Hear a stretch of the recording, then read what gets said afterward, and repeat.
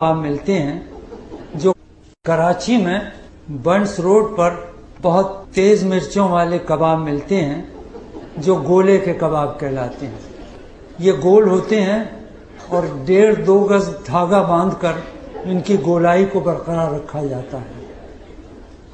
اس اقتباس میں دف مارنا کی ترکیب بار بار استعمال ہوئی ہے۔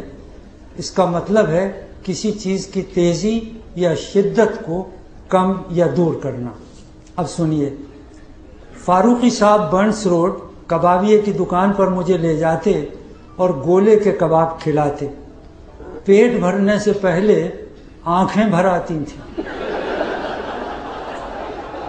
پہلی دفعہ دکان پر لے گئے تو قدیم کلچر اور قیمے کی باریکیوں پر روشنی ڈالتے ہوئے کباب کھانے کے ادب و آداب اتنی تفصیل سے بتائے کہ ہم جیسے پینڈو کی سمجھ میں آ گیا کہ سلطنت ہاتھ سے کیسے نکلے۔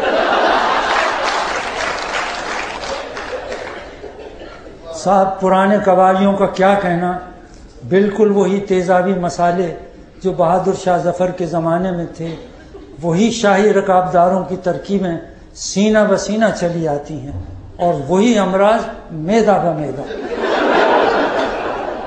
حالانکہ اب نہ وہ تگڑی راسیں رہیں اور نہ وہ قدردان کچری اور پپیتے کی ایسی گلاوٹ لگاتے ہیں کہ موٹے سے موٹا گوشت پل بھر میں سرما ہو جائے۔ بقول شخصیت مست بجار کے یہ مسالہ لگا دیں تو وہیں کھڑا کھڑا گل کے قیمے کا ڈھیر بن جائے۔ یوں تو دنیا میں غیبت سے زیادہ زود ہضم کوئی چیز نہیں، لیکن یہ کباب بھی حلق سے اترتے ہی خارج ہو جاتے ہیں۔ انہی سے معلوم ہوا کہ گولے کے کباب میں ایک حصہ قیمہ، ایک حصہ مرچیں اور ایک حصہ دھاگے پڑتے ہیں۔ سیخ سے اتار کے کڑکڑاتے گھی کا بگھار دیتے ہیں۔ میں نے پوچھا، سیخ کباب میں بگھار، یہ کس خوشی میں؟ بولے، اس سے مرچوں کا دف مر جاتا ہے۔ ساتھ بھرت یعنی میٹل کی سبک سی کٹوری میں گرم مسالہ رکھ دیتے ہیں، پھر کبابوں میں بکری کا بھیجا اور الڑ بچھڑے کی نلیوں کا گودا علیحدہ سے ڈالتے ہیں۔ میں نے پوچھا، یہ کیوں؟ بولے، اس سے گرم مسالے اور جائفل جاوتری کا دف مر جاتا ہے۔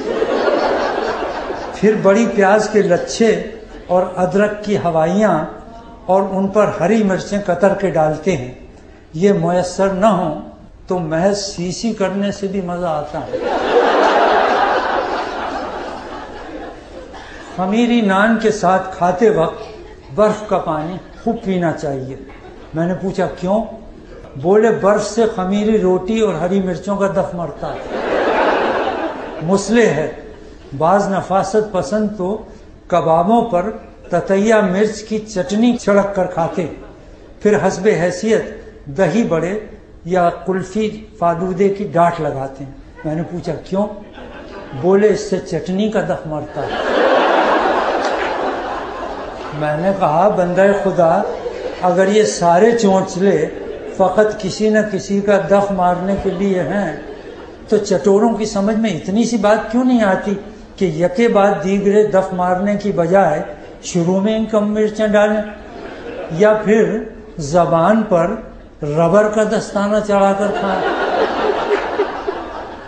ادیب سہارنپوری جو پیدائش و توتن ہی نہیں، طبیعت کے لحاظ سے بھی دلی اور پنجاب کی سرحد پر واقع ہوئے تھے، اس مرحلے پر شیر کا سفید پرچم لہرا کر جنگ بندی کرائی۔ ہمارا ہاتھ اپنے ہاتھ میں لے کر بولے، حضرت، دنیا میں ہر بات منطق کے مطابق ہونے لگے تو خدا کی قسم زندگی اجیرن ہو جائے۔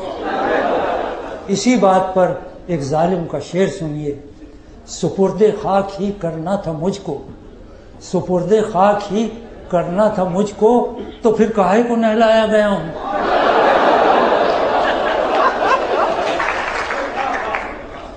بعد ازاں اسی نقطۂ راز کو پروفیسر قاضی عبدالقدوس احمد نے اپنے بقراتی انداز میں یوں ذہن نشین کرایا کہ جوانی دیوانی کا دف بیوی سے مارا جاتا ہے.